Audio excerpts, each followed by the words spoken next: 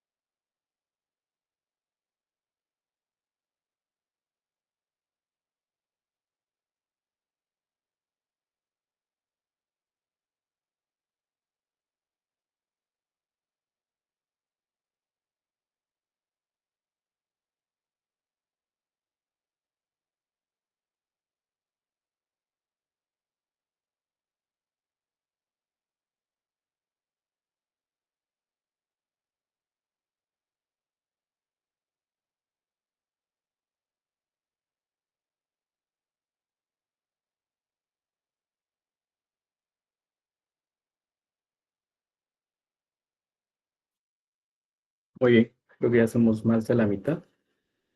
Entonces, buenas tardes a todos. Gracias por su asistencia. Hoy estamos, ¿qué? 1 de agosto de 2025. Esta es la tercera clase de laboratorio. Entonces, vamos a comenzar. Em, Como primera cosa tenemos anuncios importantes. Recordándoles la asignación al DTT. Creo que, ahorita no estoy seguro si todavía falta alguien, yo creo que ya no falta, pero si alguien todavía no llenó el formulario de asignación al DTT, eh, todavía está a tiempo de llenarlo. Voy a compartirlo una vez más aquí en el chat de la clase. Es un montón, gente.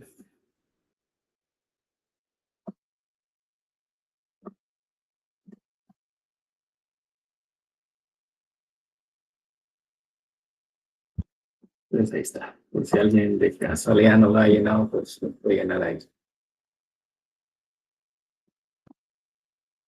También ya está habilitado el foro de la semana, por si tienen cualquier duda o pregunta, ya sea del tema de la clase anterior o dudas que les puedan surgir durante la clase del día de hoy, o si quieren pasar a saludar, pues ahí está el foro en web ya disponible en la semana 3.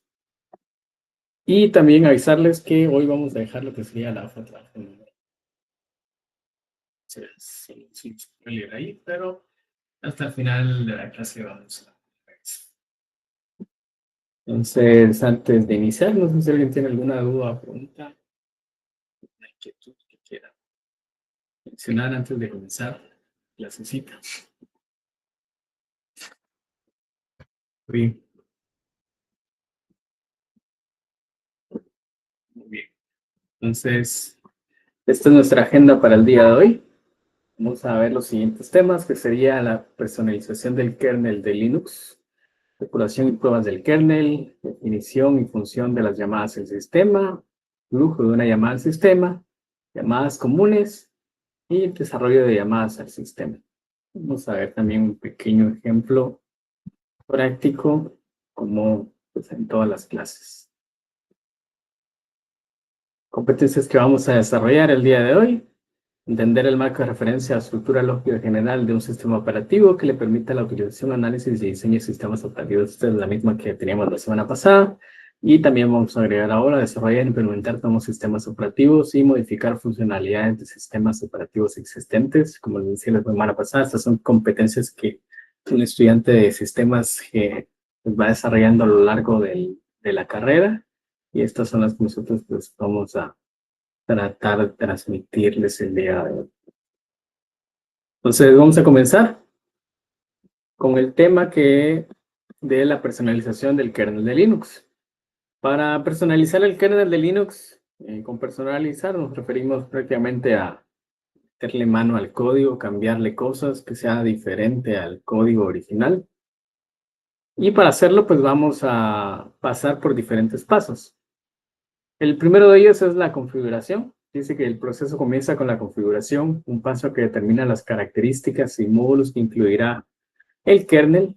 Herramientas como Make, Menu, Config ofrecen una interfaz gráfica para alternar opciones, guiando a los usuarios a través de la infinidad de posibilidades. Acá cuando dice infinidad de posibilidades, no es literal, pero sí se acerca. Vamos a verlo más adelante de que configurar un kernel no es una tarea precisamente fácil. Estamos hablando del núcleo del sistema operativo y el que interviene con todo el hardware de la computadora. Entonces, definitivamente son un sinfín de configuraciones.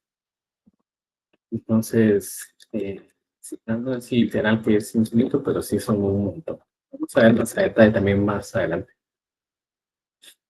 Entonces, esta fase es importante. ¿Por qué? Porque define exactamente qué hará el kernel y qué cosas no va a hacer. Entonces, ahí es donde nosotros podemos activar soporte para ciertos dispositivos, sistemas de archivos, características de seguridad, etc. Entonces, si se configura mal, podríamos tener un sistema operativo que no inicia, que se mantiene ahí un loop de reinicios, o que no reconoce algún dispositivo, por ejemplo. Entonces, como lo menciona acá, hay diferentes formas de configurar el kernel. Una de ellas es justamente Make Media Config, que es como con una interfaz gráfica. También hay otro que es Make Config, que es un poco más moderna. Pero aunque es cierto que estas son como ayudas que tienen la opción como más visual, eh, sigue siendo bastante complejo. Al final, lo que ayudan es como a una mejor visualización, pero no es como que vayan a hacer realmente la tarea más simple. Sí, vamos a tener la misma infinidad de opciones, pero se va a ver más bonito, tal vez. Al final, hacemos lo mismo. Ya, como se aleja mucho el audio. Me suelo revisar, si a veces pasan carros por acá ustedes y se escucha, creo que la cancelación de ruido ahí como que hace su chance y no se escucha, pero si quieren que repita algo, solo me avisan ahí y igual voy a tratar de hablar más fuerte ahí para para que no me cancele esa cosa. Entonces, el siguiente paso sería la parte de compilar el kernel como tal. Dice, con la configuración establecida, la siguiente fase es la compilación, que transforma el código fuente en un kernel ejecutable. Este proceso se inicia con comandos como make y make modules install, un procedimiento meticuloso que puede llevar tiempo, dependiendo de las capacidades del sistema y la complejidad del kernel. Entonces, justamente esta parte creo que es con la que estamos tal vez más familiarizados todos, ya que compilar el kernel no es diferente de compilar cualquier otro programa en C. Eh, Se hace a través de Make, que es una herramienta para hacer compilados, especialmente para programas que ya son así bien grandes.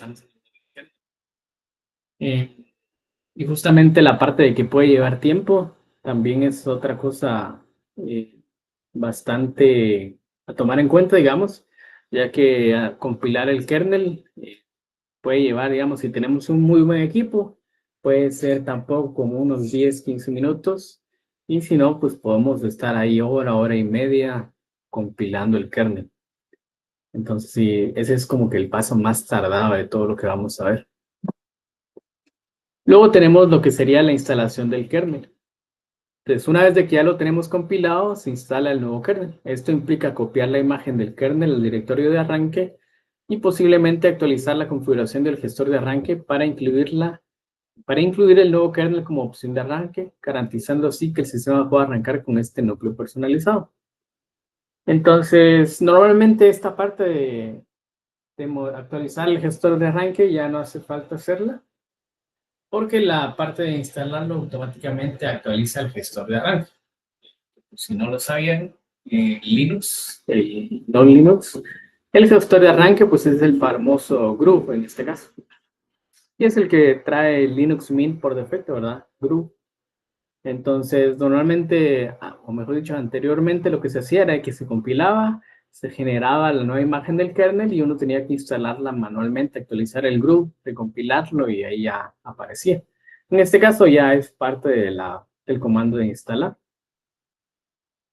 Siempre es bueno mantener el kernel antiguo, digamos, si nosotros estamos trabajando con Linux Mint, que este incluye la versión oficial, si no estoy mal, es la 5.8, que es la que oficialmente trae Linux Mint, y actualizamos a la última versión, que por ejemplo nosotros vamos a trabajar con la long term, sería la 6.8.39.40 creo que es, 6.11.40, algo así, ahí lo vamos a ver después también.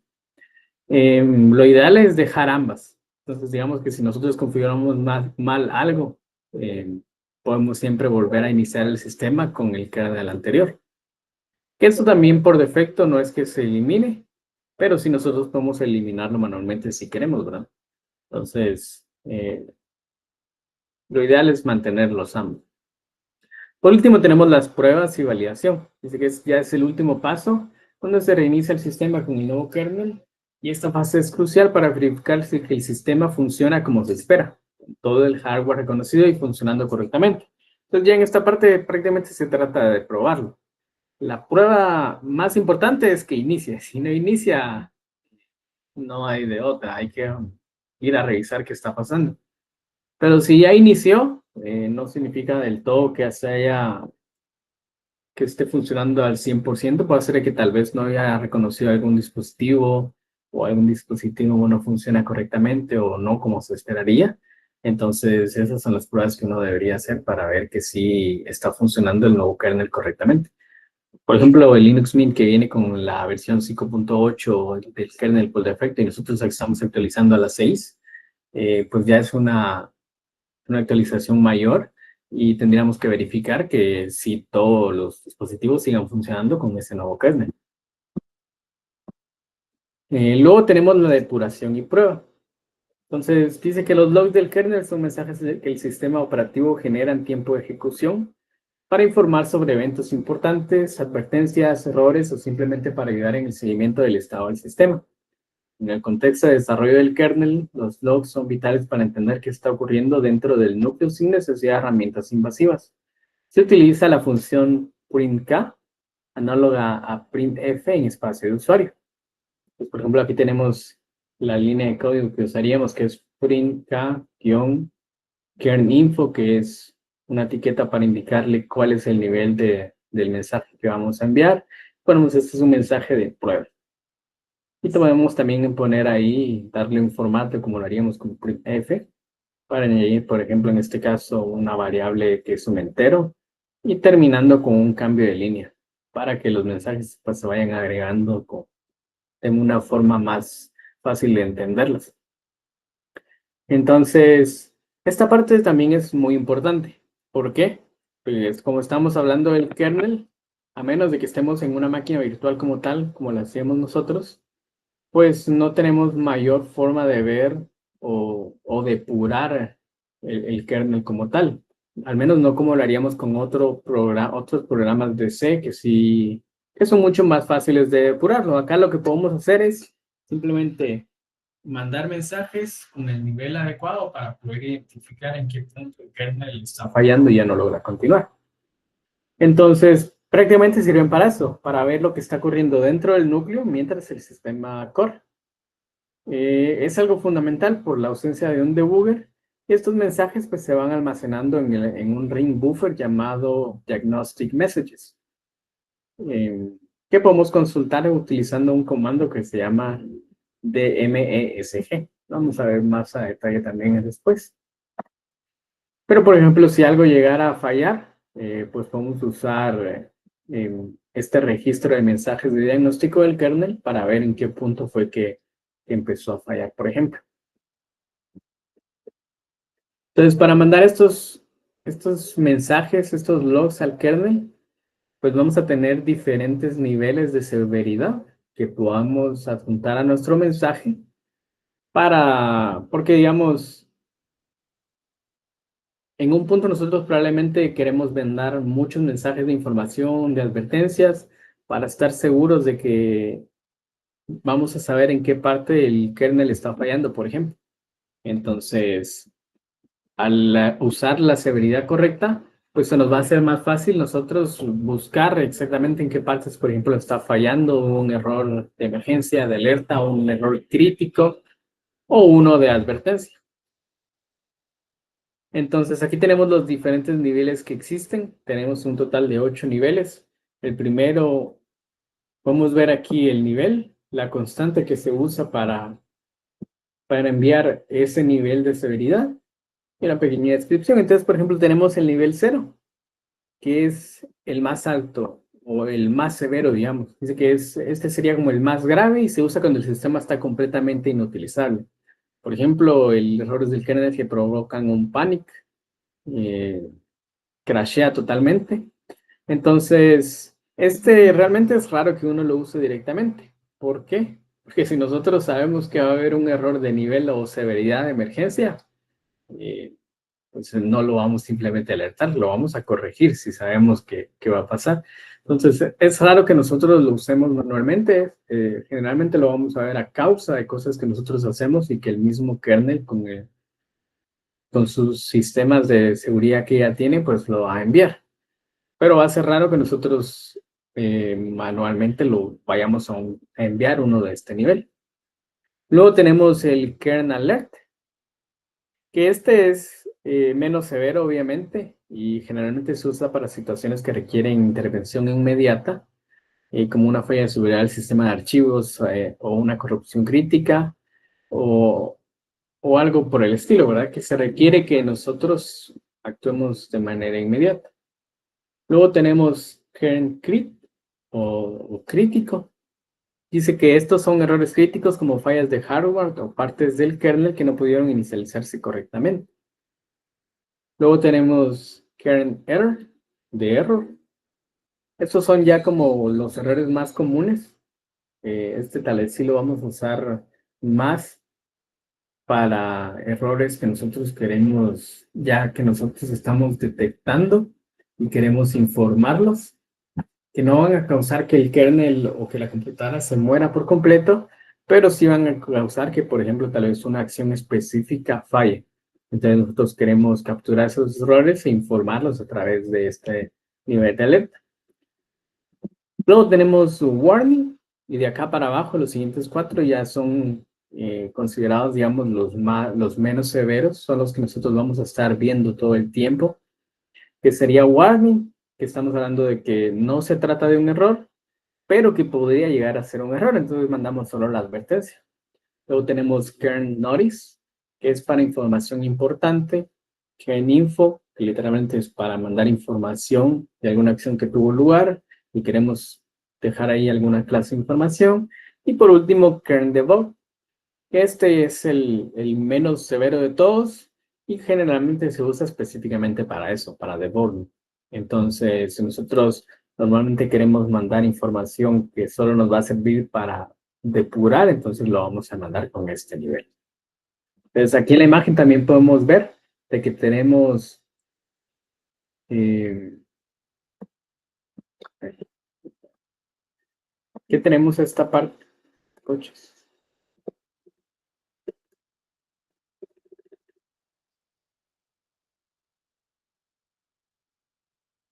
Tenemos esta parte, esta sección de acá. Si se dan cuenta, tenemos una base y luego otra que dice for kernel. ¿Por qué? Porque la base es como que la forma nativa de mandar a llamar a esos mensajes con print K, seguido de la constante de la severidad correspondiente, o bien podemos usar algunos macros que ya existen en el kernel para simplificarlo. Por ejemplo, si se dieron cuenta en el ejemplo anterior, yo no usé print K, el ejemplo de los módulos de kernel, sino que yo usé pr-info, que es exactamente lo mismo que escribir print K con la constante de severidad kern-info. Es exactamente lo mismo. Entonces, estas son como macros que ya existen para ahorrarnos un poco de código. Entonces, pues esos son los niveles de severidad. Ahora bien, ¿dónde vamos a encontrar estos mensajes? Nosotros ya agregamos al kernel, ya lo ejecutamos, empezaron a dar esos mensajes, pero ¿dónde los miro? Entonces dice que los logs del kernel se almacenan en un buffer circular de memoria accesible mediante el espacio de usuario. Y el comando es DMESG, o que esta es una forma abreviada de decir Diagnostic Messages. Entonces, ¿qué es lo que va a hacer esto? Pues muestra el buffer de logs del kernel. Entonces, yo podría hacer, por ejemplo, enviar el comando dmessage pipe grep, para filtrar esos mensajes, y le pongo el nombre de mi syscall. Entonces con eso voy a tener un filtro de todos los mensajes que yo he enviado a través de mi syscall, por ejemplo. O la opción B es ir a consultar los logs del sistema, que el kernel automáticamente los va guardando en un archivo .log que se encuentra en la ubicación var log kernel.log, o también en var log messages. Depende un poco de la configuración del sistema. Por ejemplo, si usa rsyslog o si usa un journal B. Y la opción C, que esta es un poco más común en todos los sistemas de Linux, que es el journal CTL para sistemas con systemd, como lo es Linux Mint. Entonces aquí, ¿cómo lo hacemos? Usamos journal ctl-k, y esto ya nos va a mostrar solo los logs de kernel. O bien, si agregamos el argumento -p debug, entonces nos va a devolver solo los de nivel debug, que es justamente los que podemos mandar con la severidad que habíamos dicho antes, que sería con el pr-debug, o bien print k y la constante kern-. Entonces, eso sería con la parte de personalización de kernel. Vamos a hablar también ahora un poco sobre lo que son las llamadas al sistema, que este va a ser prácticamente el mero del curso. Mucho de lo que vamos a hacer acá van a ser llamadas al sistema. Entonces, ¿qué son las llamadas al sistema? Dice que una llamada al sistema o syscall es una rutina que permite a una aplicación de usuario solicitar acciones que requieren privilegios especiales. La adición de llamadas al sistema es una de varias maneras de ampliar las funciones proporcionadas por el kernel. En los sistemas operativos modernos, este método se utiliza si una aplicación o proceso de usuario necesita pasar información al hardware, a otros procesos o al propio kernel, o si necesita leer información de estas fuentes. Esto hace que estas llamadas sean un vínculo entre el modo de usuario y el modo de kernel. Entonces, la necesidad de llamadas al sistema está estrechamente ligada al modelo de sistema operativo moderno con modo de usuario y modo de kernel, o monolítico. Procesos en modo usuario se utilizan normalmente para realizar cálculos, acceder a recursos a nivel de usuario como archivos o memoria y gestionar el control de procesos. Estas tienen acceso limitado a los recursos del sistema y garantiza que los procesos no puedan interferir entre sí. El modo kernel es el sistema de control fundamental donde se ejecutan todos los servicios y procesos del sistema, así como realizar las acciones críticas del sistema por parte de los programas de aplicación que están bloqueados en el modo usuario, como configurar asignaciones de memoria o acceder a dispositivos de entrada y salida. Entonces, como hablábamos la semana anterior, el kernel es el corazón del sistema operativo, pero está protegido del acceso directo por las aplicaciones. Esto es algo que debe ser así, porque de lo contrario, una aplicación o un error de aplicación podría comprometer la seguridad o estabilidad del sistema. Entonces, si una aplicación está mal hecha o está fallando, tiene ahí clavos y empieza a fallar, esto debería afectar solo a la aplicación y no al resto del sistema. Entonces, aquí es donde es bastante importante hacer esa separación entre el modo de usuario y el modo kernel. Entonces, ya que existe esta separación, necesitamos una manera de que las aplicaciones de nivel de usuario puedan interactuar con acciones que solo el kernel puede realizar. Por ejemplo, crear un nuevo proceso, matar un proceso, leer un archivo. Entonces, este tipo de tareas son cosas que una aplicación del nivel de usuario podría llegar a necesitar. Son muy comunes, de hecho. Pero un programa de nivel de usuario no las puede hacer, no puede venir y directamente decir, ah, bueno, voy a leer este tal archivo. Entonces, ¿qué es lo que tiene que hacer? Tiene que comunicarse con el kernel viene, él sí tiene acceso a este nivel a estos niveles ya más bajos de, por ejemplo, el sistema de archivos, para leer un archivo, realiza la acción y entonces le devuelve la información al programa de nivel de usuario. Y esta forma de comunicarse con el kernel es justamente a través de las llamadas al sistema. Entonces aquí tenemos, por ejemplo, en esta imagen podemos ver que justamente tenemos esa separación. Tenemos aquí varias aplicaciones. Perdonen ahí el dibujo feo que acabo de hacer. ¿Cómo cuesta? Que están arriba, en lo que se llama el modo sin privilegios o el modo usuario. Y luego de abajo tenemos toda la parte del kernel, que es la capa de abstracción. Perdón. Toda la capa de abstracción que descansa encima del hardware. Y esto es lo que ya nosotros llamamos el modo privilegiado o el modo kernel.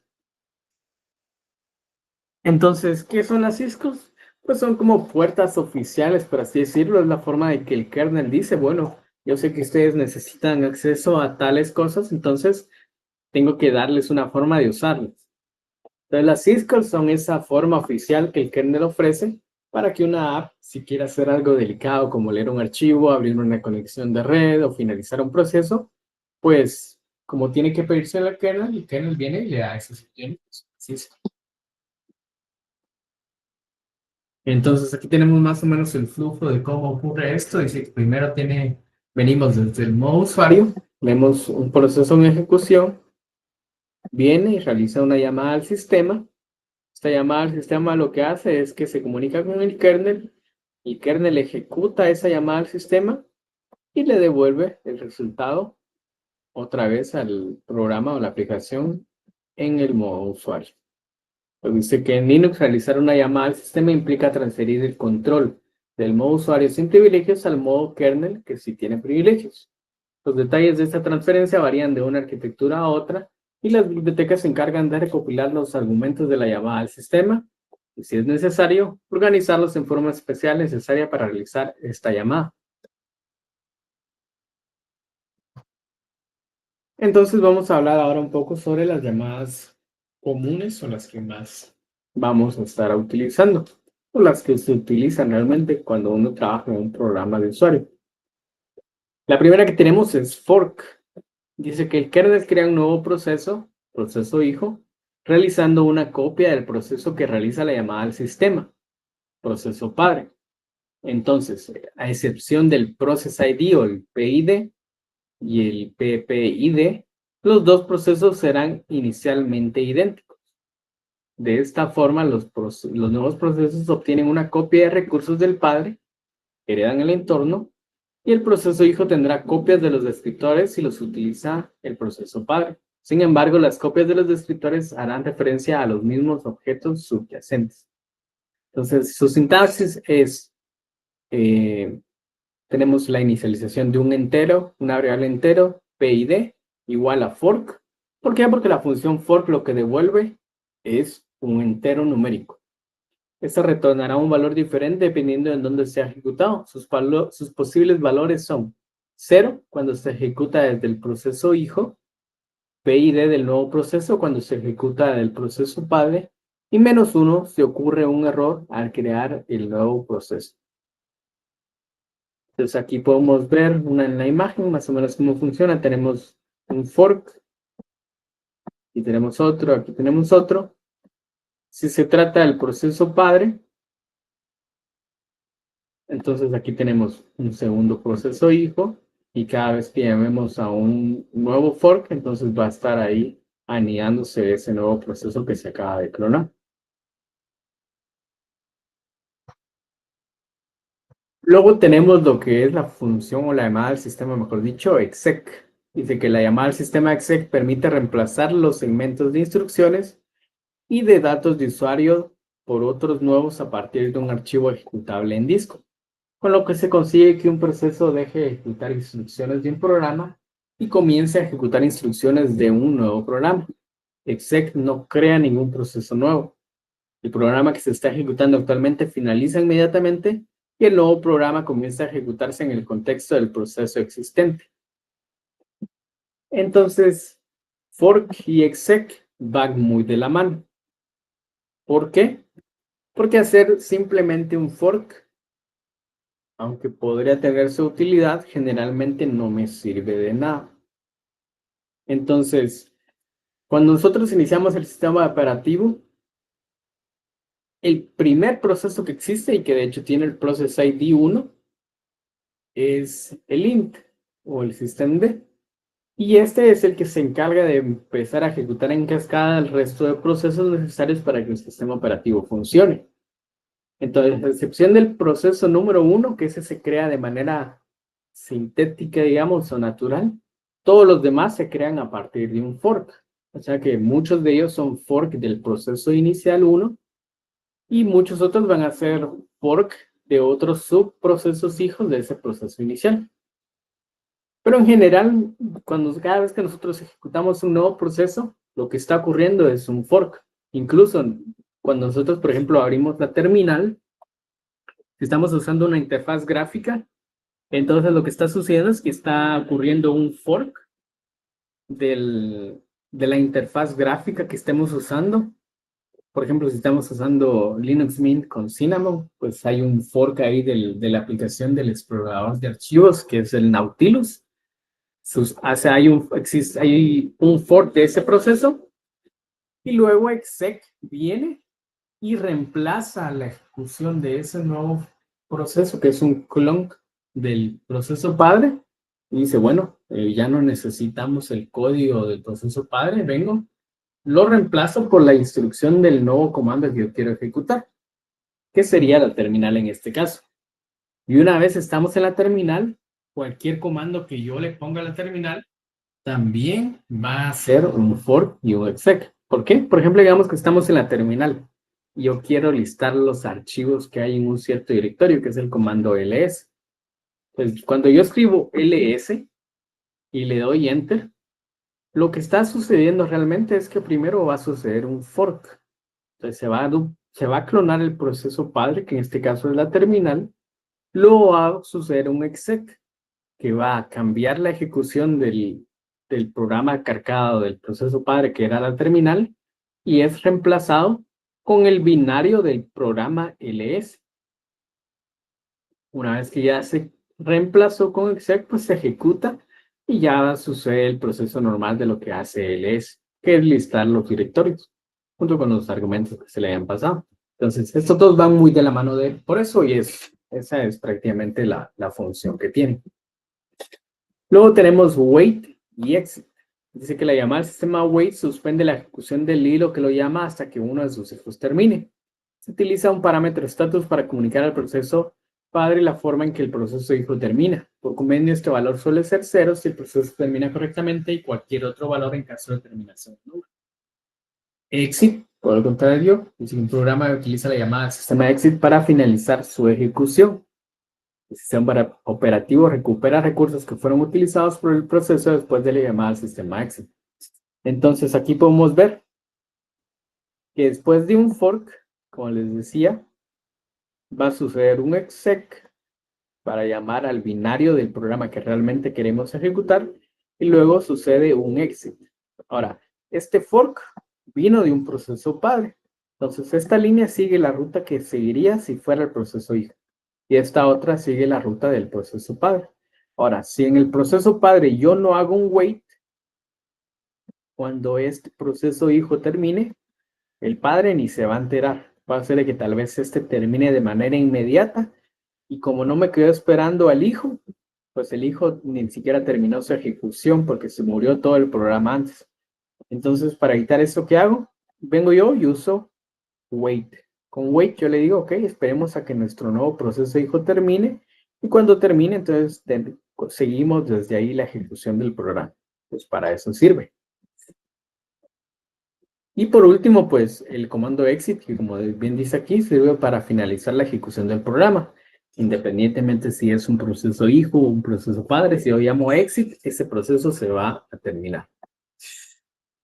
Luego tenemos open y close, que estos ya son para manipulación de archivos. Que como su nombre sugiere, lo que hacen es abrir y cerrar un archivo. Entonces dice que la llamada sistema open es el primer paso que debe ejecutar todo proceso que quiera acceder a los datos de un archivo. Su sintaxis es fd igual open path name, que sería la ruta absoluta de donde se encuentra el archivo, las banderas de cómo queremos aperturar ese archivo, por ejemplo, si queremos que sea modo lectura, modo escritura o ambos, y los modos que son los permisos del archivo en caso de que se deba crear.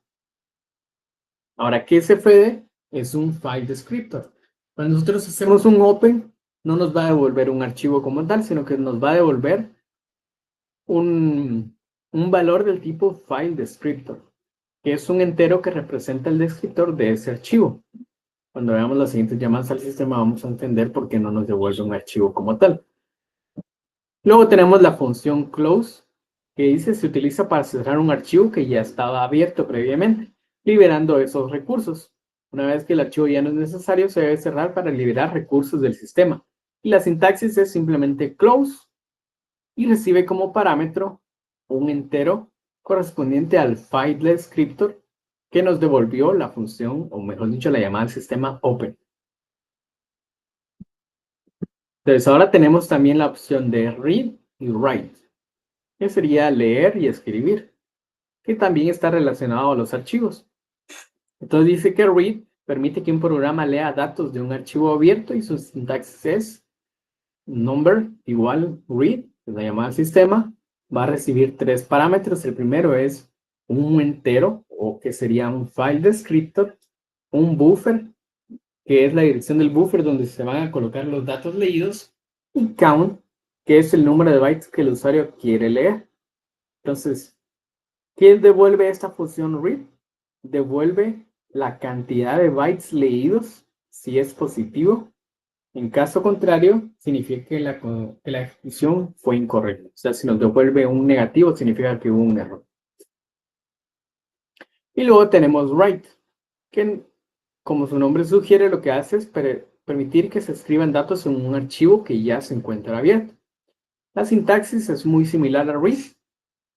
Ponemos write, tres parámetros también. El primero, el file descriptor del archivo que vamos a escribir. El buffer, donde se encuentra el contenido que vamos a escribir. Y count, el número de bytes que queremos escribir. ¿Y qué es lo que nos va a devolver esta llamada al sistema? Nos va a devolver un entero con el número de bytes escritos. Positivo si funcionó. De lo contrario, algo falló. Luego tenemos otra función que es shmget, que se llama así por Shared Memory Get. Dice que es una llamada al sistema que se utiliza para obtener un segmento de memoria compartida. La memoria compartida es un mecanismo que permite que múltiples procesos compartan una región de memoria, lo cual es particularmente útil para comunicación entre procesos o Inter-Process Communication, IPC. Entonces, en este no vamos a entrar mucho en detalle ahorita, lo vamos a ver después cuando ya estamos viendo comunicación entre procesos, pero prácticamente se sirve para que un proceso pueda obtener ese espacio de memoria compartido, ya sea obtenerlo o crearlo si no existía antes, para poder comunicarse entre procesos. Tenemos también MMMap. Dice que esta es una llamada que proporciona una forma para que los procesos asignen archivos o dispositivos a la memoria. Permite establecer un mapeo entre una región del espacio de direcciones virtuales del proceso y un objeto externo como un archivo, un dispositivo o un segmento de memoria anónimo. Este mapeo permite que el proceso lea o escriba en la región de memoria como si fuera una matriz y los cambios podrían afectar al objeto subyacente. Entonces, ¿qué es lo que hace esto? Simplemente mapea una región de un disco, por ejemplo, si se trata de un archivo de un dispositivo de red, por ejemplo, lo mapea hacia una memoria, un espacio de memoria virtual, y todo lo que yo le haga a ese espacio de memoria virtual, pues se va a ir a escribir al archivo o dispositivo o el objetivo que estamos mapeando real. Es como para hacer ese proceso de lectura y escritura mucho más fácil. Entonces, hay 6 formas de realizar una llamada al sistema. Aquí tenemos el ejemplo usando exec. Entonces sabemos que exec nos devuelve un entero. Y estas son sus diferentes variantes de cómo hacer la llamada al sistema. Este recibe varios parámetros. Entonces tenemos, por ejemplo, exec L, exec LP, exec LE, exec V, exec VP, exec VE y estos diferentes parámetros. Aquí tenemos, por ejemplo, los parámetros que utiliza este, que sería path, la ruta del ejecutable del nuevo programa, porque ya sabemos que exec lo que hace es reemplazar mi proceso actual con un nuevo programa. Luego tenemos file, que es el nombre del nuevo programa a ejecutar. Tenemos arg0, que es el primer argumento del programa, y por convención suele asignarse el nombre del programa sin la trayectoria, o sea, sin la ruta. Luego tenemos argumento 1 hasta el argumento n, que es el conjunto de parámetros que recibe el programa para su ejecución. Tenemos también argv, que es una matriz de punteros a cadena de caracteres. Y esas cadenas constituyen la lista de argumentos disponibles para el nuevo programa. Y por último, MP, que es una matriz de punteros de cadenas de caracteres, que pues también constituyen el entorno de ejecución del nuevo programa. Aquí tenemos un pequeño ejemplo de cómo sería la llamada, por ejemplo, usando execv. Le pasamos primero la ruta del nuevo programa a ejecutar, que por ejemplo aquí sería el binario de ls. Luego tenemos argumentos que le vamos a pasar al programa, que en este caso ya lo definimos acá arriba, que sería este vector, que tiene los argumentos, que sería ls menos l, y siempre terminamos con un null. Y las variables del entorno, que sería por ejemplo aquí está home, y terminamos siempre con indicarle que ya no es. Entonces, eso sería respecto a lo que son las llamadas al sistema. Es una introducción bastante básica, pero para que se hagan una idea de qué son, para qué sirven, cómo usarlas. Entonces, ahora vamos a hablar un poco más sobre lo que sería la modificación ya del modo del kernel. Antes de continuar, no sé si alguien tiene alguna pregunta. ¿Quiere algo? Que alguien levanta la mano. Decime, Ramón. Hola, sí, buenas tardes, Agus. Disculpa, es que en la parte de el fork, no sé si puedo regresar, es que no me quedó muy claro una parte por ahí. Esa, en donde dice el retorno de los valores, eso no me quedó muy claro, no sé si me lo podría explicar de nuevo. Ah, sí. Por ahorita no trates de entenderlo demasiado porque sí es bastante confuso. Más adelante, cuando ya veamos más a detalle esto, voy a darles un ejemplo. Pero la idea es esta. Cuando nosotros hacemos un fork, lo que pasa es que se duplica el proceso que estamos ejecutando en un nuevo proceso. Digamos que si nosotros estamos ejecutando un programa que nosotros mismos escribimos en C y lo único que hace es enviar un hola mundo, por ejemplo, y nosotros hacemos ahí un fork después del hola mundo, se va a crear un clon de nuestro proceso, pero no va a iniciar desde cero. Va a seguir exactamente desde el punto donde nosotros mandamos a llamar a fork. Entonces, vamos a tener dos procesos que tienen exactamente las mismas instrucciones, continuando desde el mismo punto. El padre mandó a llamar a fork y luego tenemos un proceso hijo duplicado del padre que también tiene una instrucción que manda a llamar a un fork, pero ya no la ejecutó, sino que solo está esperando la respuesta o el return de ese fork, porque en ese punto es donde los dos procesos van a continuar, pero no van a continuar exactamente igual. Y es ahí donde uno ya decide la lógica de qué hacer, si se trata del proceso padre o del proceso hijo. Entonces, para que te hagas una idea más o menos, digamos que en mi código yo puse int resultado igual fork. Entonces, la siguiente línea yo tendría que revisar qué valor tiene el resultado. Entonces pongo un if resultado igual y voy a tener dos opciones. Si yo me encuentro en el proceso padre, resultado va a tener un valor numérico que corresponde al process ID de mi proceso hijo. O sea que en el proceso padre el resultado va a tener el valor, no sé, digamos 1000. Y entonces como no es cero, yo sé que estoy en el proceso padre. Y entonces tomo las acciones necesarias sabiendo que yo estoy en el proceso padre. Pero en el proceso hijo, ese if resultado mayor a cero va a dar falso. Entonces, como da falso, yo sé que no estoy en el proceso padre, sino que estoy en el proceso hijo. Entonces, en el else, vengo yo y tomo las acciones para que yo tengo que tomar sabiendo que estoy en el proceso hijo. ¿Y qué sería esa acción?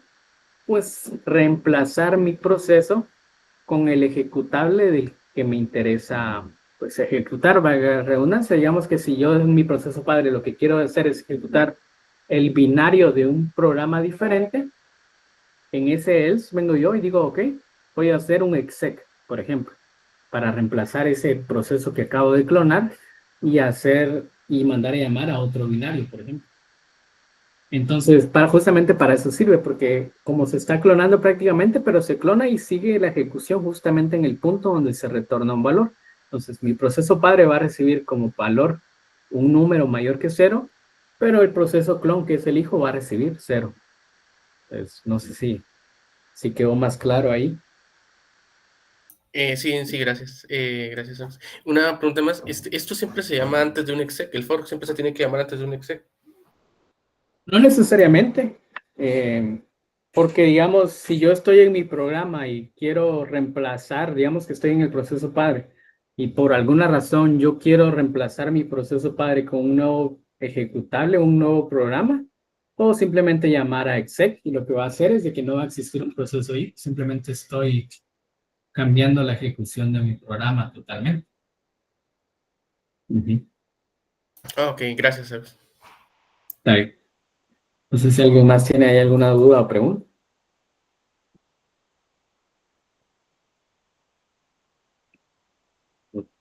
Está todo claro.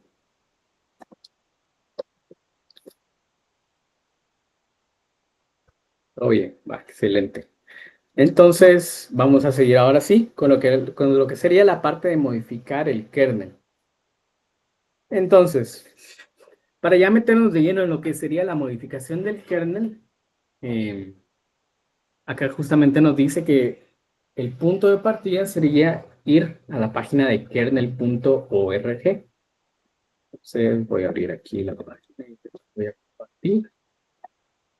Entonces, esa es la página del kernel.org. Esa es la página oficial donde aparecen todas las actualizaciones, la documentación y todo lo que tiene que ver con el kernel Linux. Y aquí vamos a ver que tenemos varias versiones. Entonces, nosotros vamos a trabajar con esta, la que dice Long Term. Se pueden dar cuenta, justamente el día de hoy tuvo una nueva actualización, que ahora es la 6.12.41. Hace unas horas era la 12.40. O sea, para que vean que el kernel sigue, le siguen mandando actualizaciones bastante. Entonces, vamos a ver un ejemplo más tarde que va a ser con la 12.40, porque es la que yo ya tengo descargada, porque como les digo, hace unas horas literalmente era la versión 40, pero eh, para que sepan, como esta es la última, pues esta es la que vamos a usar, la 12.41. Por ejemplo, ahorita que esto que es hoja de trabajo, alerta de spoiler, se trata de compilar el kernel, pues lo que van a usar es la última versión del long term, la 6.12.41. Entonces aquí yo pongo la opción de descargarlo en formato tarbal, que es el punto tar, en PGP, patch. También puedo ir a ver las diferencias o explorar el código de esta versión.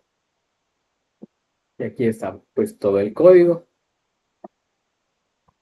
También puedo ver el changelog, que es el registro de cambios. Aquí podemos ver todo lo que cambiaron ahorita en esta nueva versión. Esto de acá. Y esta pues prácticamente es, aquí vamos a encontrar toda la información que nosotros podemos llegar a necesitar para trabajar con el kernel. Por ejemplo, aquí está la documentación,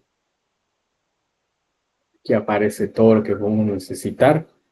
Si en algún momento están trabajando en una llamada al sistema y tienen dudas de qué hacer, seguramente se van a ir por ChatGPT primero, pero cuando vean que ChatGPT no les puede ayudar, lo mejor es venir a buscar acá. Acá está documentado muchas de las cosas que el kernel hace y está documentado a muy buen detalle y tiene también ejemplos. Entonces es una muy buena fuente para saber qué hacer o cómo hacer algo. Entonces regresemos a nuestra presentación. Entonces ahí es donde vamos a obtener el código fuente. Alternativamente también lo podemos obtener de GitHub, porque ese es también el repositorio oficial, obviamente. Cualquiera de las dos que vayamos, ahí vamos a encontrar las mismas versiones, los mismos releases, solo tenemos que descargar la correcta. También vamos a ver lo que son las dependencias necesarias. En este caso aquí tenemos el comando, pero nos vamos a saltar esta parte de la presentación porque realmente eso es parte ya del ejemplo que vamos a ver hoy. Nuestro ejemplo guiado que sería compilar el kernel de Linux. Entonces, eso es lo que vamos a hacer ahora. Entonces, voy a dejar de compartir y les voy a compartir mi pantalla. Eh,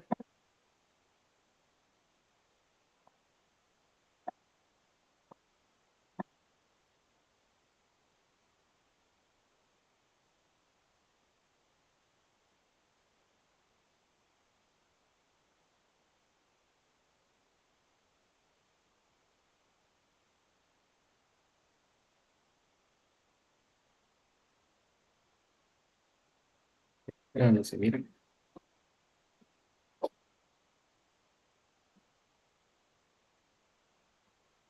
manden una manita.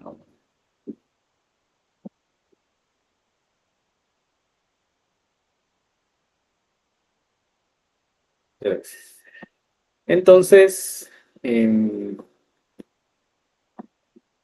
pues yo ya tengo aquí ejecutando mi máquina virtual en VMware, igual que la vez pasada. No lo voy a hacer aquí directamente porque programar desde la máquina virtual es un dolor de cabeza, entonces yo lo voy a hacer acá a través de una sesión remota con Visual Studio Code. Ya la tengo aquí lista. Vamos a meter de una vez aquí a la carpeta del kernel.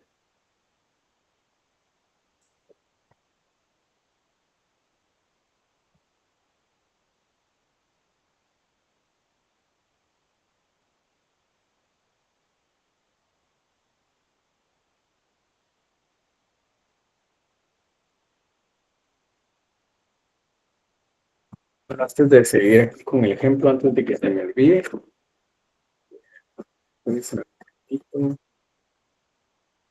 si me ayudan ahí para sacar la foto de la clase, pueden activar su cámara por un minutito. Si puedo tomar la foto de la asistencia. Y seguimos. Ahí si me hacen favor de activar su cámara, solo va a hacer por el momento.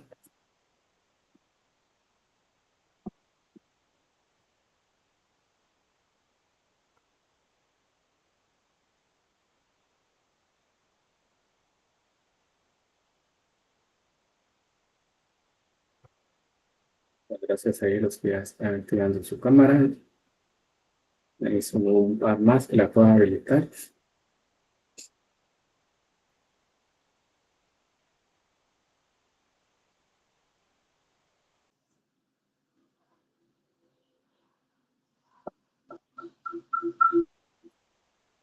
Ok, vamos a tomar la foto, se la vean ahí.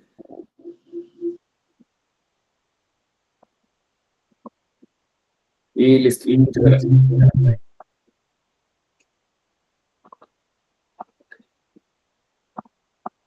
Muy bien, entonces sigamos con el ejemplo.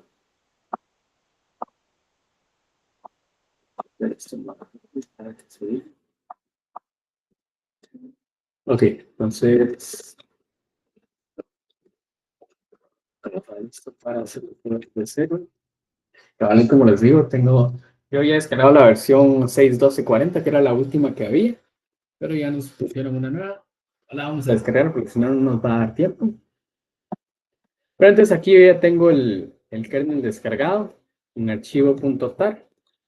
Entonces vamos a empezar por descomprimir. El comando tar-xbf. Que alguien nunca había usado este comando. Tar es el programa para manejar archivos .tar y los argumentos xvf sirven para decirle que hay que descomprimir, que muestre los logs que se van de los archivos, o sea, prácticamente lo que está haciendo, y la F para decirle qué archivo es. Entonces ahí se va a descomprimir. Va a tardar un ratito, entonces vamos a darle ahí un poco de tiempo en lo que se descomprime. Mientras tanto, ¿alguien tiene alguna duda o pregunta? Alguien había usado ya antes esta forma de conectarse a través de la sesión remota con Visual Studio Code. Yo la uso bastante, la verdad, desde que la descubrí. Tengo una Raspberry ahí, algo bastante que me puedo conectar y programar desde ahí. Estarme peleando, haciendo bits aquí y allá para sincronizar el código más fácil así. Y sí, con las máquinas virtuales es una gran ayuda. Yo la uso desde el semestre pasado y sí, buenísimo.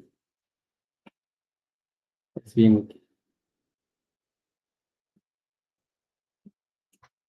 Se ha tardado un rato, son un montón de archivos los que pero ya se descomprimió.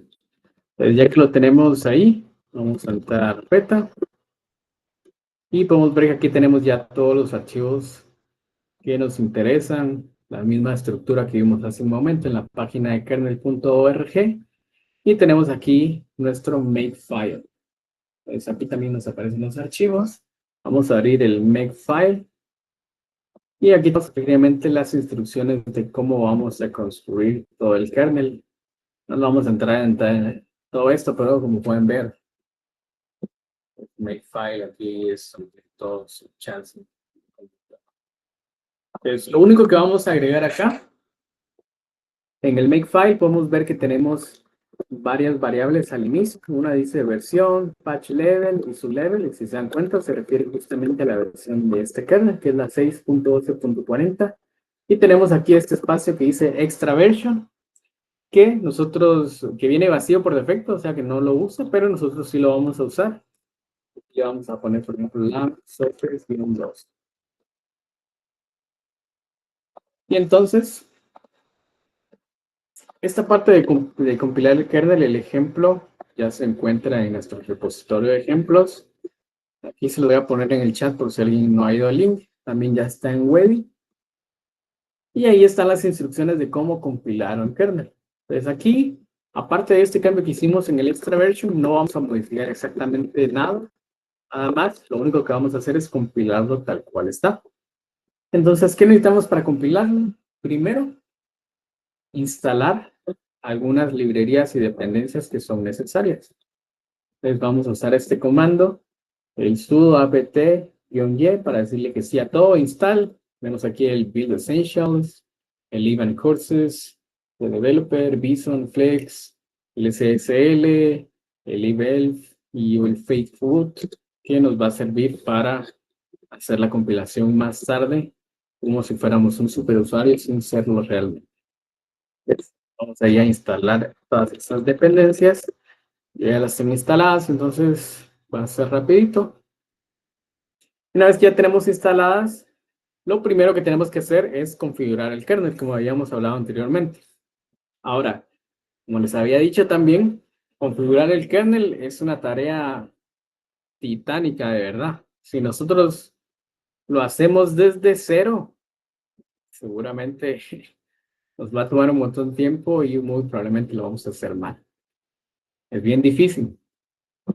Entonces, ¿qué es lo que vamos a hacer nosotros para no meternos en esa tarea tan compleja de configurarlo todo paso a paso? Nosotros estamos ejecutando en esta máquina virtual Linux Mint versión 22.1. Entonces, ya obviamente ya tiene un kernel instalado, que es la versión 5.5. De hecho, vamos a poner acá -R. Y justamente aquí nos dice, de hecho es la 6.8 que tiene. Entonces, este Linux Mint viene por defecto con el kernel 6.8.0. La nuestra es la 12.40, ya tiene varias versiones menores de actualización. Entonces, como ambos usan el kernel Linux, entonces lo que podemos hacer es usar la configuración que ya existe en esta máquina para configurar nuestro nuevo kernel. ¿Cómo lo vamos a hacer? Vamos a usar este comando, que es make local config. Esto lo que va a hacer es que va a ir a buscar el archivo de configuración de nuestro kernel actual y lo va a usar para crear un nuevo archivo de configuración. No lo va a copiar y pegar nada más. ¿Por qué? Porque el mismo hecho de que esta es una versión más nueva del kernel, potencialmente tiene nuevas configuraciones o nuevos drivers que no existían antes y que pues tenemos que configurarlos de alguna manera. Entonces vamos a ejecutar el comando. Ahí va a empezar. Y vamos a ver ahorita que nos va a empezar a preguntar sobre ciertas configuraciones. Entonces, mi sugerencia acá es de que le demos Enter y lo dejemos apachado ahí hasta que termine. Ahí está. ¿Por qué? Porque nos interesa simplemente que configure, si hay nuevas configuraciones, que use los valores por defecto, que es la segura, digamos. Entonces, vamos a ver que ahora tenemos acá un archivo que se llama .config, este de acá, que es el que nos interesa. Pues una vez que tenemos nuestro archivo de configuración, lo siguiente que vamos a hacer es usar estos comandos de acá y no voy a escribir yo, porque están bien largos, pero están ahí en el repositorio de ejemplos, en las instrucciones. ¿Qué es lo que hace esto? Dice que esto va a deshabilitar la verificación de firmas para que no tengamos problemas con todos los módulos que vamos a compilar ahorita. ¿Por qué? Porque como nosotros no estamos haciendo, no estamos tratando de liberar una versión oficial del kernel, pues no nos interesa que todos los módulos vayan firmados. Entonces, para no preocuparnos por toda esa parte, pues simplemente lo vamos a deshabilitar. Entonces ahí le damos Enter y no nos va a salir ningún mensaje ni nada, pero ya lo deshabilitó. Una vez que lo deshabilitamos, lo siguiente sería, pues ya hacer la compilación del kernel. ¿Cómo lo hacemos? Simplemente llamando al comando make-j y este parámetro, este argumento "-j" va a ir acompañado de un número. Puede ser 1, 2, 3, el número. ¿Pero qué se refiere este número? Se refiere a la cantidad de hilos que nosotros vamos a decirle a make que use para la compilación. Entonces, lo ideal es que nosotros usemos un número que represente la cantidad de núcleos que tenga nuestro procesador. Por ejemplo, esta es una máquina virtual y yo le asigné 4 núcleos a ese procesador virtual, entonces yo voy a usar el make 4. Pero acá vamos a agregarle algo al inicio, que es el fake root. Entonces, ¿para qué usamos fake root? Fake root es una herramienta que simula que todos los archivos que se generan como si lo estuviera haciendo el superusuario, en cuestión de permisos, digamos. Entonces, pero para no hacer la compilación usando realmente el superusuario, pues usamos esta herramienta de fake root. Para evitar, porque es necesario que un superusuario genere esos archivos para que los permisos sean también como si los hubiera creado el superusuario. Pero lo usamos para no tener que usar realmente los superusuarios. Entonces le damos Enter y con eso pues ya va a empezar ahí la compilación del kernel. Cuando es la primera vez que lo hacemos, se va a llevar su tiempo, la verdad. Este podría llegar a tardar ahí fácil, unos 20 minutos. Entonces, vamos a... Yo calculo que va a hacerlo rápido, pero no termina ahí en unos 10 minutos, después lo voy a detener. Igual yo ya tengo la versión lista ya compilada para que tenga ese resultado. Pero, en teoría, ahorita seguimos todos los pasos tal como lo dicen las instrucciones y no debería darnos ningún error. Empezando porque no cambiamos nada, no modificamos nada. Entonces, no deberíamos tener problemas. Pero lo dejamos así, que haga lo que tenga que hacer.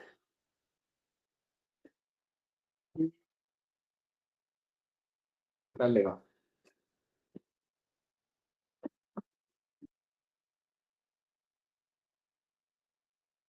Entonces, mientras eso trabaja ahí, pues, si alguien tiene alguna duda, pregunten. Ya se asustó. ¿Alguien ya había compilado o trabajado con el kernel antes, no?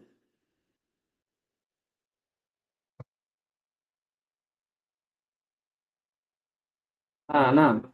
Pero sí habían usado Linux alguna vez. O sea,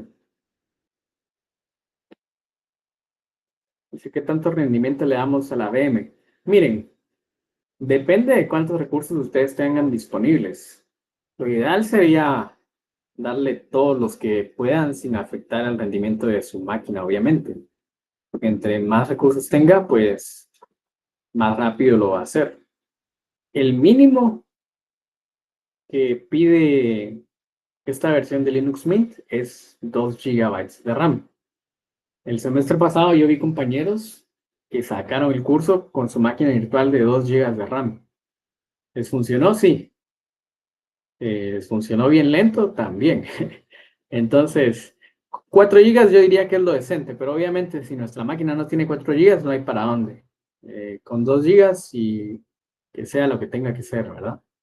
Pero eso sería lo recomendable. Cuestión de almacenamiento, yo diría que le den por lo menos unos 20 gigas, porque van a darse cuenta que ya entre compilaciones y así, ocupa bastante espacio.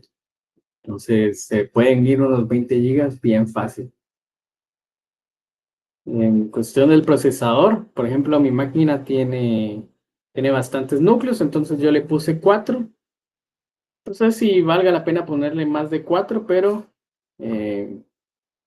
si realmente depende del procesador de su computadora. Entonces, si pueden darle más de 2, lo ideal.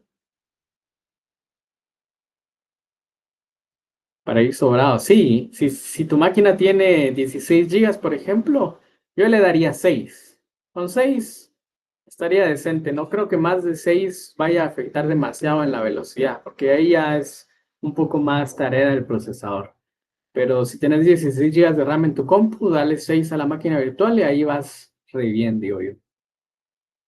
Ahora, si te sobra la RAM, tenés 32 gigas, sí, dale los 8.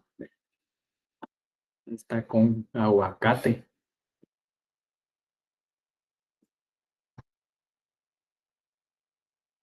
Si tiene 24 y un i7 de doceava, ¿qué specs le puedo poner para que no me tarde mucho? Pues, por ejemplo, esta compu que yo estoy usando em, es igual, no es un i7, es un Ultra i7 y tiene 24 núcleos. Yo solo le di 4, le di 6 de RAM y más o menos se tardó compilar la primera vez unos 20 minutos. Entonces, pienso que esa es la configuración. O sea, si su computadora da para esa configuración, esa es como una configuración bastante buena. Un procesador, 4 núcleos, 6 de RAM. Con 16 de RAM, ¿cuánto le doy? Es justamente lo que le decía el compañero. Con 16 de RAM, 6 GB de RAM, me parece que es más que buena. Le queda suficiente RAM a la computadora, al anfitrión, y 6 GB de RAM funciona re bien para la virtual. Entonces, al final depende de cuántos recursos tiene su computadora. Vamos ahí a la orden. Entonces, ahí va compilando.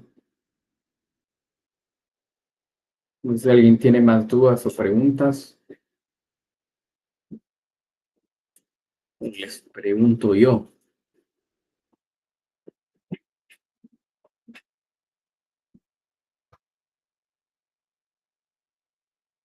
Gracias, el cuello de botella será mi procesador, entonces. Sí, sí, la verdad es que mucho del chance de la compilación va a ser cuestión del procesador.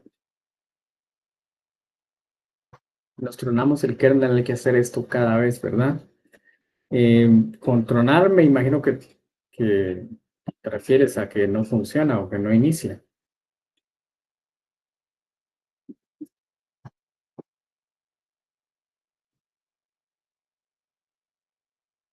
Bueno, por ejemplo, imaginemos que hicimos algo mal en el código.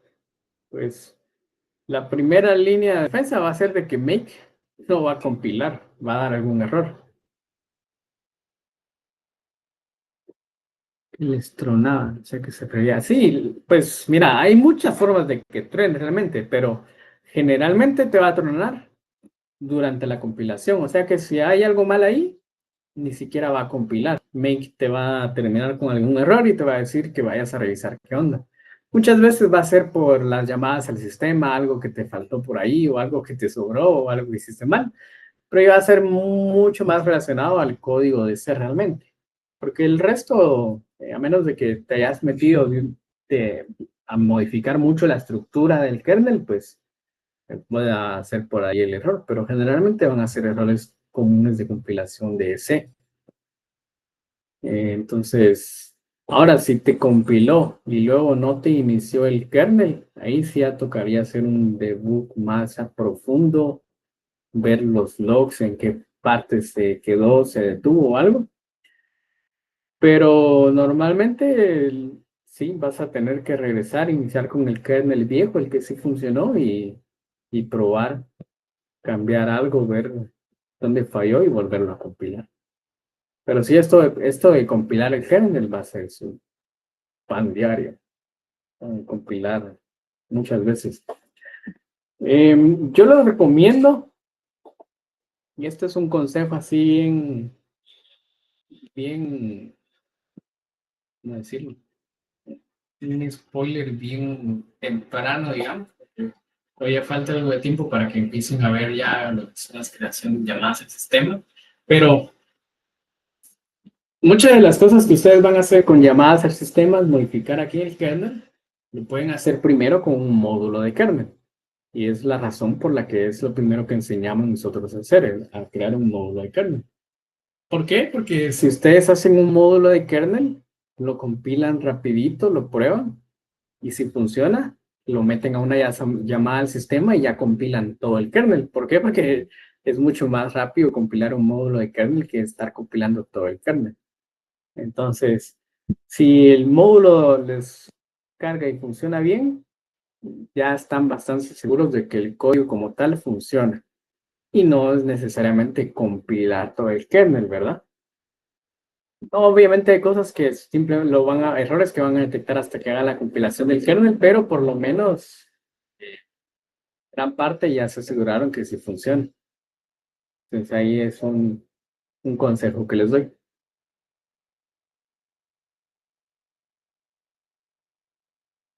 Quieren, pues si nadie probó hacer el ejemplo que hicimos la clase pasada, pues podrían probar ahí, compilar su propio módulo de kernel para probar. Irse familiarizando más que todo.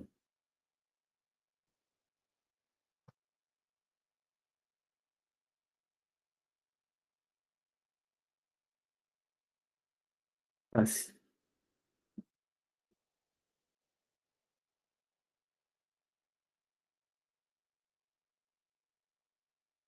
Alguien por ahí se va a animar a hacerlo en una instalación física de Linux, ¿no?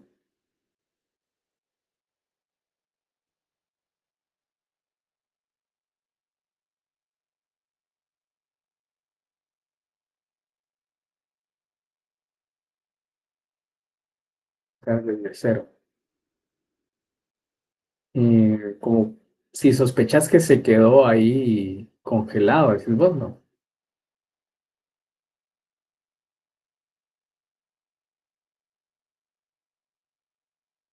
Mira, a menos que vos mires que se quedó de verdad ahí, o sea, que dejaron de aparecer estos logs, yo diría que unos 15 minutos tal vez.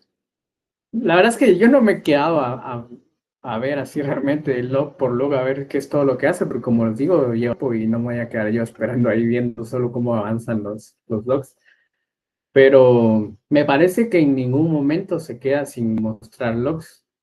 Entonces, sí, yo diría que si dejan de salir los logs, tal vez unos 10 minutos máximo, y si ya no aparecieron más, tal vez lo detengo y vuelvo a comenzar.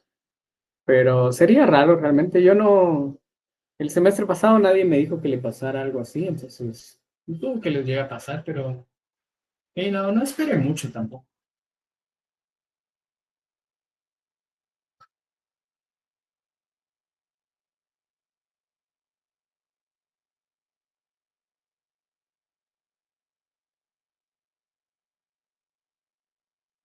Bueno, yo creo que ya se tardó mucho.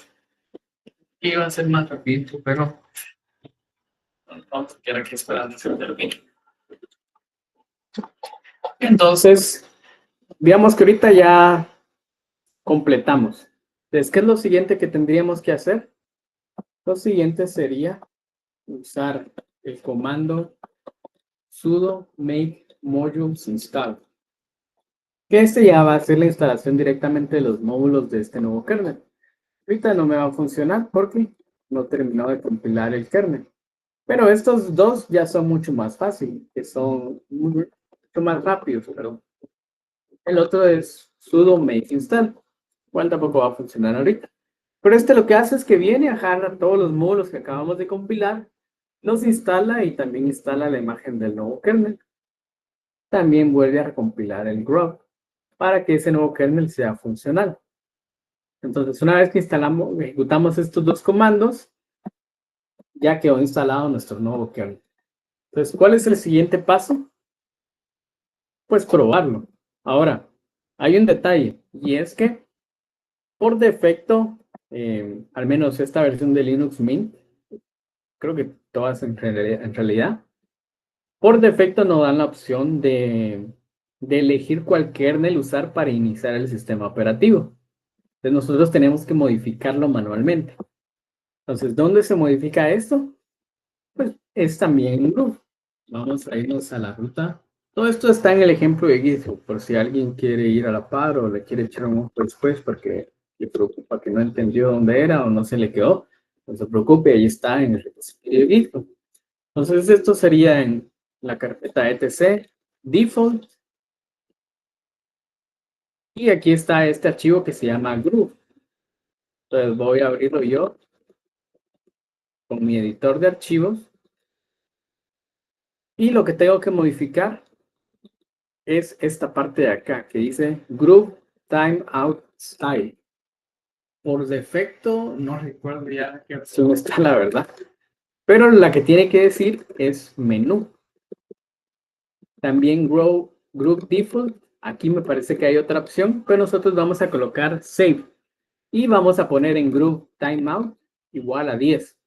¿Qué es lo que hace esto? Cuando nosotros encendemos el equipo, lo primero que hace es verificar qué opciones nos va a dar para iniciar. Por defecto, si no estoy mal, esto está en 0 y esto está en otra cosa que no me acuerdo qué es. Y lo que esto significa es que simplemente no nos va a mostrar ningún menú, simplemente va a iniciar en el kernel por defecto y se va a ir de largo. Entonces, nosotros al cambiarle al estilo menú y timeout 10, lo que le decimos es de que muestre el menú por 10 segundos antes de usar la opción por defecto. Y una vez que nosotros elijamos uno de los kernel, que lo guarde para que la siguiente vez que nosotros iniciemos y no usemos el menú, pues cargue esa opción automáticamente. Entonces, esas tres son las que tenemos que cambiar. Pues una vez que ya las cambiamos, guardamos el archivo y usamos el comando sudo update grub. Eso lo que va a hacer es que va a volver a construir el ejecutable de grub y lo va a poner ahí listo para que nosotros lo usemos la siguiente vez. Entonces, una vez que hicimos esto, la siguiente vez que iniciemos el equipo, pues ya nos va a aparecer ese menú. Entonces, yo aquí tengo aquí mi máquina virtual y la voy a reiniciar. Voy a darle un reboot y vamos a ver aquí cuando nos aparezca ese menú.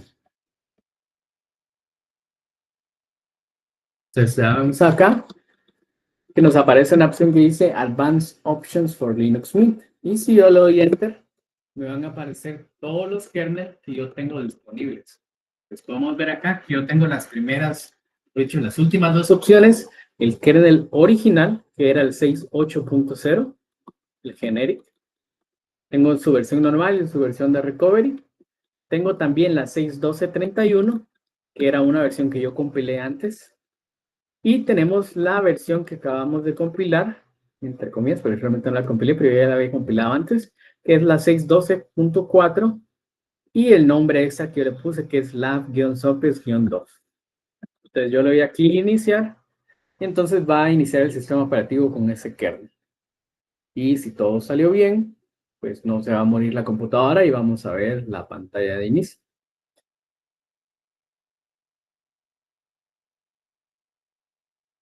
Entonces ahí está cargando y de momento debería aparecer el inicio de sesión.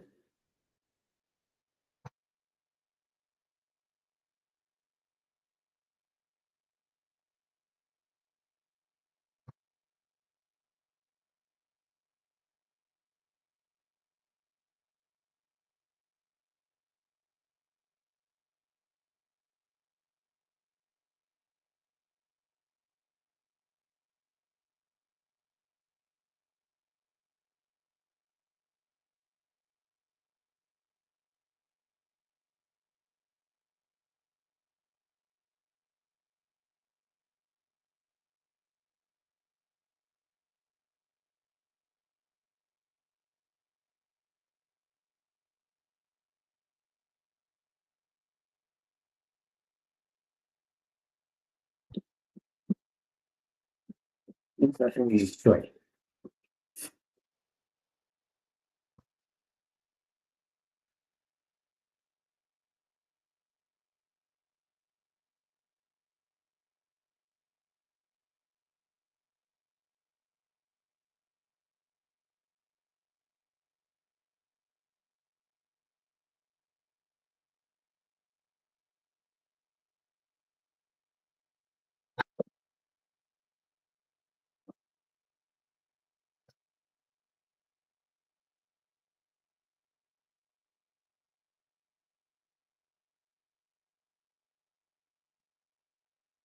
De hecho, le puse 4 gigas a esta máquina. No había visto.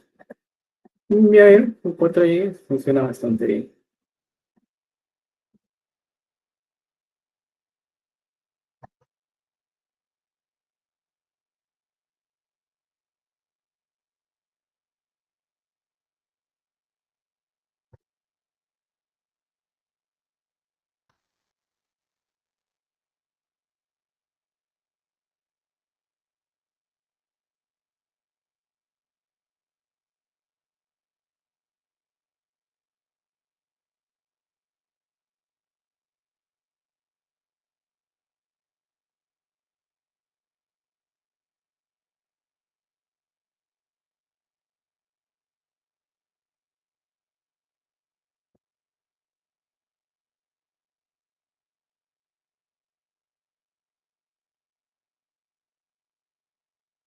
No nos vamos a quedar esperando porque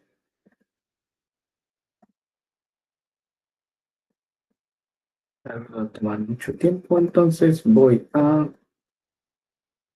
cargar aquí un snapshot que ya tenía yo.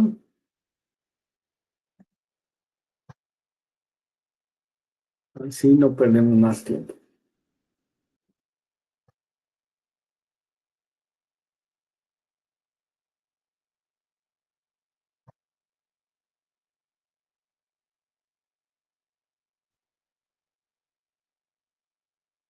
Entonces, aquí está.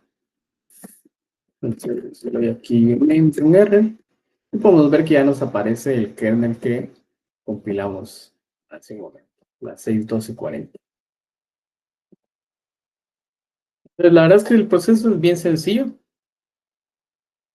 al menos esta parte que solo se trata de compilar el kernel literalmente. No le hicimos ningún cambio más allá de ponerle esa versión adicional. Todo lo demás es el código original del kernel. Le va a llevar un poco de tiempo, sí, pero no tiene ninguna complejidad. Lo compilamos, lo instalamos, cambiamos el menú de arranque y con eso ya nos debería funcionar sin problema. Entonces, no sé si alguien tiene ahí alguna duda o pregunta.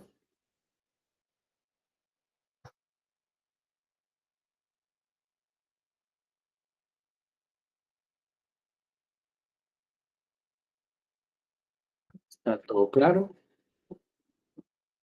¿O no está claro? Vale,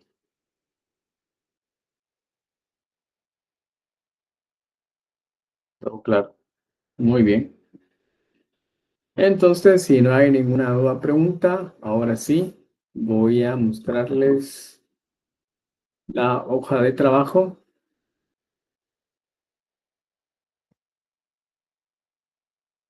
Momento.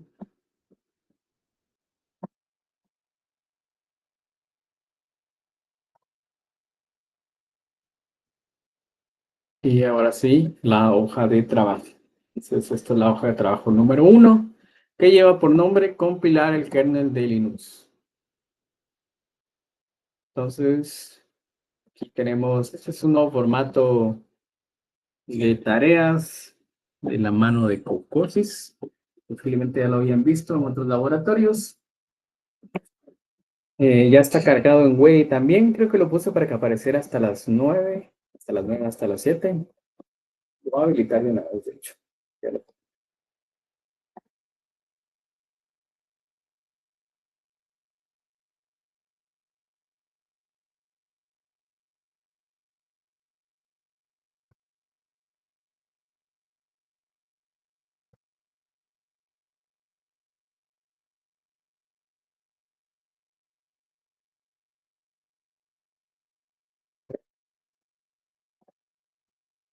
Ahí está. Ahora me confirman ahí que ya les aparezca la hoja de trabajo. Y que puedan entrar a Way. Y entonces tenemos aquí las instrucciones. Dice el kernel de Linux es un núcleo de sistema operativo. Entonces, esta tarea tiene como objetivo guiar al estudiante a través del proceso inicial de compilación del kernel de Linux, permitiendo familiarizarse con su estructura. Entonces, ¿qué es lo que tienen que hacer? se llevará a cabo la compilación de un kernel de Linux en una versión específica. Para ello se deberá seguir los pasos explicados en clase y utilizar la herramienta de virtualización o instalación física de Linux. Se recomienda usar a VMware Workstation.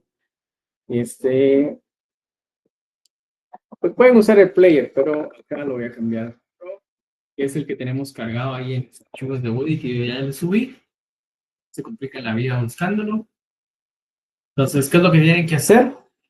Primero, crear la máquina virtual e instalar la distribución de Linux. Recomendada Linux Mint. La misma que ya está cargada igual ahí en los archivos en Wedi. Descargar el código fuente. Entonces solo aparece el entregable y no el enunciado. Vamos a ver.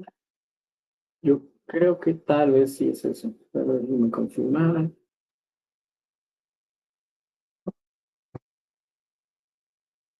Voy a cambiar para que aparezca de una vez.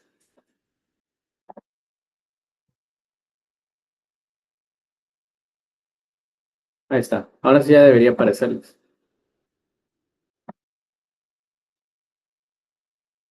Sí, la última versión del kernel, como vimos, justamente publicada hoy, hace unas horas, las 6:12:41. Entonces esa es la que vamos a usar oficialmente el resto del curso porque esa es la que apareció ahorita. Entonces si vuelven a actualizarla después de hoy, las 6:12:42 o lo que sea, ya no nos interesa. Nosotros vamos a seguir usando la 41 porque es la que van a usar ustedes para su hoja de trabajo y esa misma versión pues ya no van a descargar otra y pelearse con otras compilaciones. Vamos a seguir usando esa para el resto del curso. Entonces, para que sepan, si aquí a mañana la cambian, ya no nos va a interesar las nuevas versiones. 6:12:41 va a ser la que seguiremos usando. Entonces, descargar el código fuente, la última versión long term, instalar las herramientas. Muy importante, en lo que yo les enseñé, que nosotros en este ejemplo usamos LabSopes 2, ustedes van a colocar su nombre y número de carnet, como aparece acá. Muy importante usar guiones, no vayan a usar espacios porque no funcionan los espacios. Entonces ponen allí guión, su primer nombre, guión, primer apellido, guión, número de carnet. Lo único que tienen que cambiar, luego compilan, instalan, inician el sistema con esa nueva versión y abren una terminal, ponen el comando uname-r, les va a salir algo similar a esto. Obviamente el 6.8 no, esto es del semestre pasado. A ustedes les tendría que salir 6.12.41 guión, su nombre, número de carnet. Toman una captura de la terminal, lo ponen en un PDF, ponen el nombre que dice acá y lo envían. Y eso es todo lo que tienen que hacer. La fecha de entrega es para el próximo viernes a medianoche, el 8 de agosto, 2025. Y aquí está de una vez la rúbrica de calificación. Entonces, eso es todo lo que tienen que hacer. La verdad es que está bastante sencilla. Aquí dice horas 10, pero realmente no debería tomarle más de 2 o 3 horas dependiendo de su computadora. Entonces, no sé si alguien tiene alguna duda o pregunta. ¿Está todo claro? Y puede ser físico en lugar de máquina virtual, sí. Puede ser una instalación física, no hay ningún problema. Media vez usen una distribución basada en Debian, que es el único requisito. Aunque mi recomendación, ya se lo dije varias veces, es que se pueden usar Linux Mint, que es la que nosotros vamos a usar para todos los ejemplos. Se le va a hacer más fácil.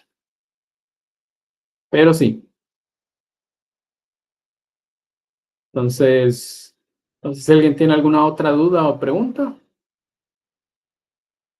Igual, si alguien está viendo aquí la grabación para la gente del futuro, tienen dudas o preguntas, ahí están los foros en Wedi. Por favor, pregunten, a mí me sirve. Pero si ya no hay más dudas o preguntas, pues eso sería todo por el laboratorio del día de hoy. Me voy a quedar aquí los minutitos que faltan para terminar el laboratorio, por si alguien tuviera alguna duda o pregunta. Pero si no, pues eso sería todo. Pueden ir tranquilos.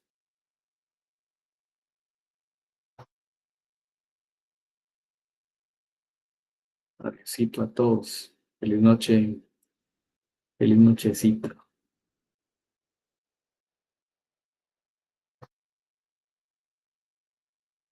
Feliz noche.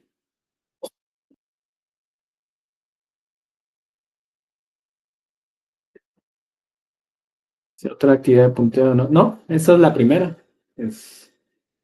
A lo largo del curso solo vamos a tener hojas de trabajo, prácticas, proyecto y examen final. No va a haber nada más.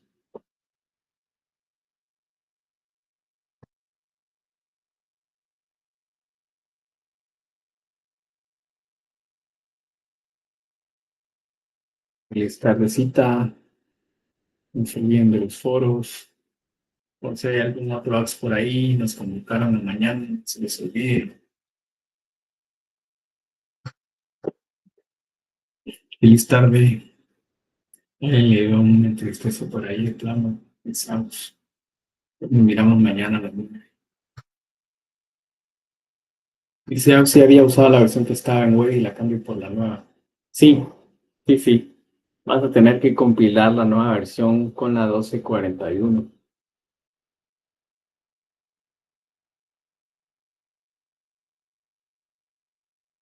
Pero eso sí ya va a ser la oficial. Ahí sí ya no vamos a cambiar de nuevo.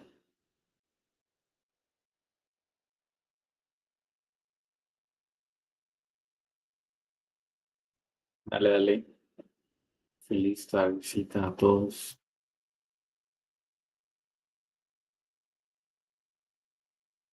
Feliz noche.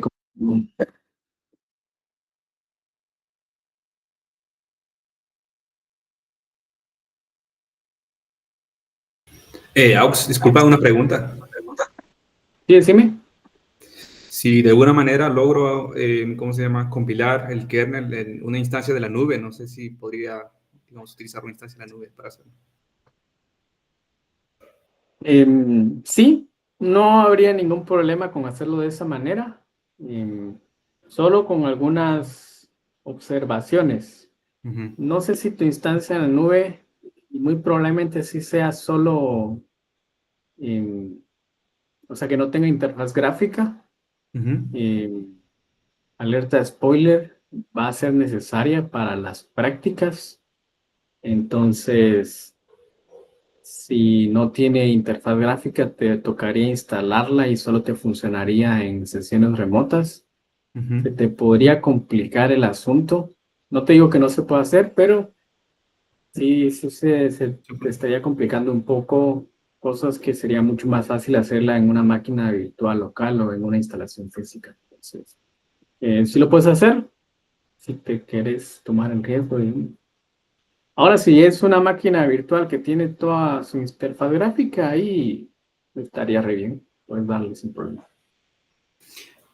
¿Puedes, en lo posible, ¿cómo se llama? Dar más información de por qué, ¿cómo se llama? En el futuro vamos a necesitar interfaz gráfica. A ver si ya hay el modo. Solo me interesa realmente hacerlo en instancia. Por ejemplo, no sé si estuviste en la clase anterior, pero di un ejemplo de cómo crear un módulo de kernel. Y el Ujú. módulo de kernel lo que hacía era mover el mouse, el cursor. Ah, Entonces, en una instancia que no tiene interfaz gráfica, eso no sería posible, por sí. ejemplo. Sí, sí, es cierto. Entonces, como que sí, es mejor una ¿qué? Máquina virtual, entonces. Sí, yo, por ejemplo, probé hacerlo ¿cómo se llama esta cosa? En WSL, el subsistema de Linux que Ujú. está en Windows. Le tuve que instalar toda una interfaz gráfica, un montón de cosas que le tuve que instalar y al final me costó un montón hacerlo funcionar. Entonces, por eso es de que yo no se lo recomiendo. Ujú. Ah, va. Entonces, voy a ver ahí. Gracias, Ox. Está bien. ¿Alguien más por ahí tiene alguna otra duda o pregunta?